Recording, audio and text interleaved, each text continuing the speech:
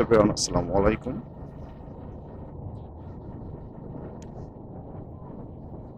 আগারগাঁয়ের এই সাইডটা দিন দিন যত দেখতেছি তত মুগ্ধ হচ্ছে। একটা টাইমে আগারগাঁয়ের অবস্থা এত খারাপ ছিল, তো বিগত বছর এটা পুরো সুন্দর করে ফেলছে। বিভিন্ন সরকারি দপ্তর, তারপরে বসার জায়গা, মানে বাংলাদেশের অধিকাংশ সরকারি দপ্তরগুলো কিন্তু এই আগারগাঁয়ে অবস্থিত। তো এই কারণে রাস্তাঘাটের হচ্ছে কিছুটা চেঞ্জ, রাস্তাঘাটটা পুরো চেঞ্জ হয়ে গেছে। প্লাস সুন্দর সুন্দর যে বিল্ডিং গুলো উঠছে বিভিন্ন দপ্তরের, তো এই বিল্ডিং গুলো দেখতে আরো বেশি ভালো লাগে।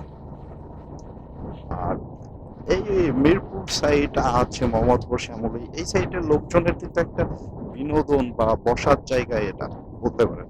মানে সন্ধ্যার পরে এত পরিমাণ মানুষ বিভিন্ন জায়গা থেকে আসে, এখানে বসে আড্ডা দেয়, মানে একটা পাবলিকলি আছে। যদিও নয়েজ প্রচুর, গাড়ি ঘোড়ার নয়েজ অনেক বেশি, বাট হচ্ছে একটা সুন্দর মানে মোমেন্ট পাওয়া যায়, একটা সুন্দর ভাইবস আসে আর কি এখানে। মানে অ্যাটলিস্ট অক্সিজেনটাও মুক্ত মুক্ত লাগে, যেহেতু বেশি না, কারের সংখ্যা একটু বেশি, তারপরে রিক্সা, মোটর সাইকেল, এইগুলো। এছাড়া মানে পাবলিক বাস যেহেতু চলে না, সেহেতু রাস্তা আপনাকে বলতেই হবে যে এটা অনেক হচ্ছে পরিপাটি একটা রাস্তা এবং সুন্দর একটা রাস্তা, এবং এখানে মানুষজন খুব সুন্দরভাবে থাকতে পারে, মানে আড্ডা দিতে পারে আর কি। আমি নিজেও মাঝে মাঝে এখানে বসি, মন টন খারাপ হলে, বন্ধু বান্ধব না থাকলে মিরপুর এক চাচা আছে, চাচারে বইলা এখানে চলে আসি। তো এটা আলাদা একটা ভাইবস লাগে আর কি। বাট সামনে মনে হয় ফিলিস্তিন নিয়ে একটা মিছিল হইতেছে, এক সুন্দর একটা উদ্যোগ।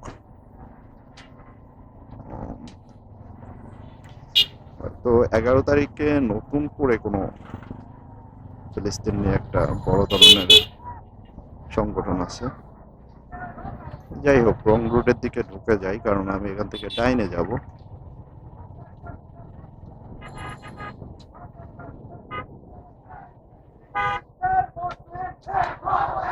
বিশ্বের মুসলিম এক হও, এক হও, এক হও। বয়কট, বয়কট ইসরায়েলি পণ্য। যাই হোক, আমরা যদি চাই তাহলে কিন্তু আমরা পারি এইগুলো বয়কট করতে। আহ, নিজের কাছে অনেক কিছু মেনটেন করে, আপনি যদি চান তাহলে আপনি অনেক কিছু বয়কট করতে পারেন। বাট আমরা বাঙালি তো, আমরা সবসময় আবেগে চলি। এই আবেগ দেখাইতেছি একটা জিনিসের উপরে, কিছুক্ষণ পরে আবেগটা আমরা আবার ভুলে যাই।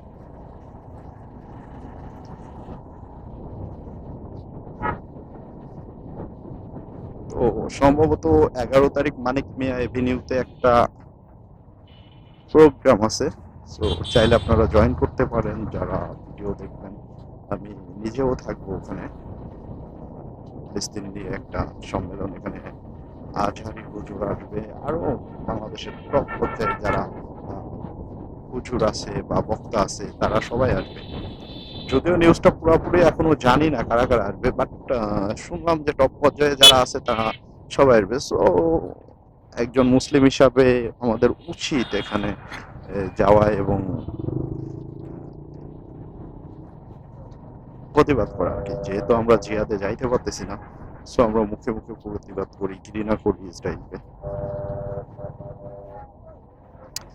আমার কাছে সব থেকে ঘিঞ্জি আর খারাপ একটা এরিয়া হলো এই 60 ফিট। মানে 60 ফিটের রাস্তা তো রিসেন্টলি যাই ঠিক হয়েছে, কিন্তু এই রাস্তায় যাতায়াত করার মতন কোনো ওয়ে এখনো হয় নাই। মানে আপনি রাস্তা দিয়ে যাইতে পারবেন না, মানে এত পরিমাণ এই দিক দিয়ে গাড়ি, ওই দিক দিয়ে গাড়ি, এই মানে মেজাজ খারাপ হয়ে যায় টোটালি। লেগুনার রিক্সা তো আছে, লেগুনাই সবচেয়ে বড় সমস্যা করে। আপনি মনে করেন হুট করে লেগুনা এসে মিডিলে দাঁড়াবে যাত্রী নামানোর জন্য বা যাত্রী তোলার জন্য। বাট অনেকের কাছে কিন্তু এই 60 ফিট অনেক পছন্দ, বাট আমার কাছে 60 ফিটটা খুবই অকার একটা এলাকা লাগে। মানে আমি কখনো এটা পছন্দ করি না 60 ফিট। আর আমার কিছু ভাই ব্রাদার বা ফ্রেন্ড সার্কেল আছে যাদের কাছে 60 ফিট মনে হয় কি স্বর্ণের খনি, গুলশান। পুরো ঢাকা শহরের গুলশান হলো তাদের কাছে 60 ফিট। 60 ফিটে তারা যে কি মজা পায়! 60 ফিটের রাস্তা অবস্থা যা ছিল কয়েকদিন আগে, 60 ফিট দেখলে কান্না আসতো। যদিও এখনো এই যে পুটিং করছে কোন রকম, প্রপারলি পুটিং হয় নাই। লাস্ট ঈদের মনে হয় 10-15 দিন আগে আসছিলাম এই রোডে। একটা ভিডিও নিয়ে রাখা উচিত ছিল, কারণ রোডের যে করুণ পরিস্থিতি ছিল এটা দেখানো উচিত ছিল। একজন ডাইনে সিগন্যাল দিয়ে বামে ঢুকে যাচ্ছে, মানে আল্লাহ এদের কেমনে গাড়ি চালানো শিখায়। গতদিন একজন কি হইছে, মানে এক জায়গায় একজন সিগন্যাল দিল তো ডাইনে, তো ডাইনে সিগন্যাল দিয়ে হুট করে বামে যাইতেছে। তা ওরে বললাম, তা লেডিস মার্কা কথাবার্তা বললো যে ভাই ডাইনে যান, আপনি ডাইনে যান, আমি বায়ে যাব। তা তুই ডাইনে যাবি বেটা, তাইলে তুই বায়ে সিগন্যাল দে। সরি, বায়ে যাবি বেটা, তাহলে তুই বায়ে সিগন্যাল দে। ডাইনে সিগন্যাল দেখে আমারে বুঝাইতেছো যে তুই ডাইনে যা বেটা, আমি বায়ে যাব। অদ্ভুত ধরনের কিছু কিছু পাবলিক আছে রাস্তাঘাটে, হাইওয়েতে চলতে গেলে এগুলো দেখা যায়। পিছন থেকে একজন সেই পরিমাণ হরেন যাচ্ছে, মনে হচ্ছে ওর বাপের রাস্তা, আর আমরা ভাড়াটিয়া এই জায়গা। মানে ড্রাইভিং এর শিখতেছে তো, ওর খুবই ফিনিক, আবার হরেন যাচ্ছে। মানে আমরা যে কি চাইতেছে কিছু কইতে পারতেছি না।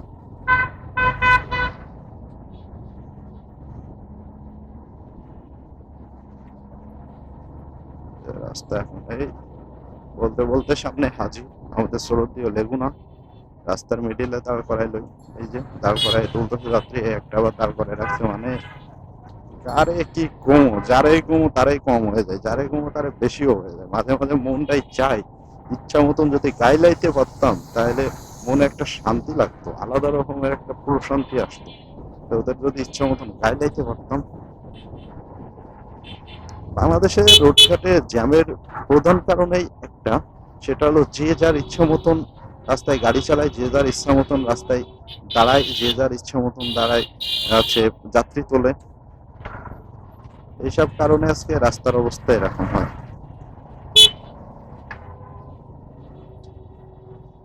যাই হোক, আমি 60 ফিটে অ্যাকচুয়ালি আসতে চাই না এই কারণে, কিন্তু আজকে একটা কাজ থাকার কারণে চলে আসছি।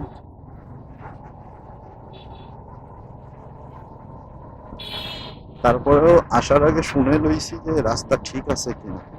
তো বলছে রাস্তা ঠিক আছে, এই কারণে ঢুকছি, কিন্তু রাস্তা এখনো প্রকল্প ঠিক হয় নাই। রাস্তা ঠিক হয়ে কি হবে, অর্ধেক তো মানে টু লেন্থের রোড, অর্ধেকই তো হচ্ছে আটকাই রাখছে হচ্ছে পার্কিং এ, রিক্সা, সিএনজি, তারপরে প্রাইভেট, তারপরে বাইকের যে গ্যারেজ গুলো আছে সেই গ্যারেজ আলাদা। আবার লেগুনা তো আছে, লেগুনা তো কমন সার্ভিস এখানকার, অন্য সার্ভিসের কথা বলা যায়। যাই হোক, ভালো লাগতেছে না, কোনো কিছু বলতেও ইচ্ছা করতেছে না। তো আজকে এই পর্যন্ত থাক।